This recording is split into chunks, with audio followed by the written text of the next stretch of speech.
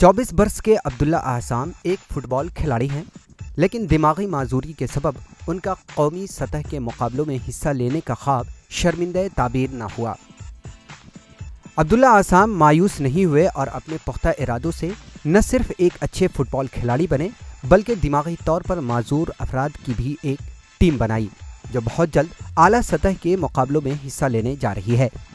अब्दुल्ला आसाम का कहना है कि في اخر 2016 قابلت كابتن علاء بن نصر اول ما دخل لعبه كره القدم للمكفوفين في مصر.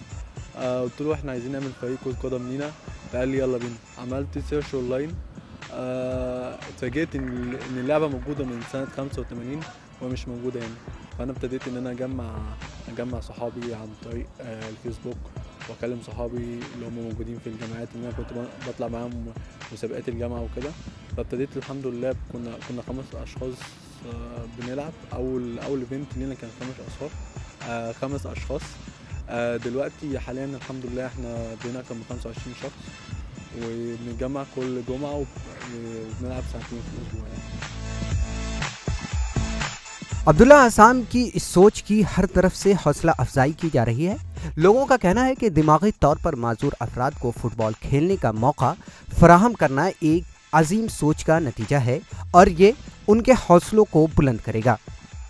السريبرال بولسي أو الشلل الدماغي مشكلة بتصيب الجهاز العصبي المركزي في المخ أثناء للأجنة في فترة الولادة أو ما قبلها وبعدها، وده بينتج عنه تأخر حركي أو تأخر في النطق أو تأخر في أي مرحلة من مراحل النمو بالنسبة للجنين ما بعد الولادة.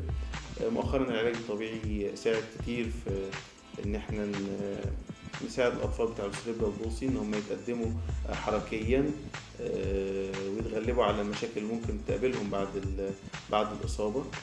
فكرة الرياضة بالنسبة لأطفال السريبرال بولسي فكرة جميلة جدا، يعني بس كتوصيات إن دايما لازم أطفال السريبرال بولسي يبقوا مع نظراء زيهم عندهم نفس المشكلة، بحيث إن هم ما يحسش إن هو لوحده فعنده المشكلة. अब्दुल्ला आसाम ने कहा है कि वो मिस्र के महकमा खेल से अनकरीब मुलाकात करेंगे ताकि इस टीम की सरकारी सतह पर नुमाइंदगी हो सके। उन्होंने उम्मीद जाहिर की है कि एक दिन ऐसा भी आएगा कि उनकी टीम आलमी सतह के मुकाबलों में हिस्सा लेगी। Bureau report, ETV Bharat.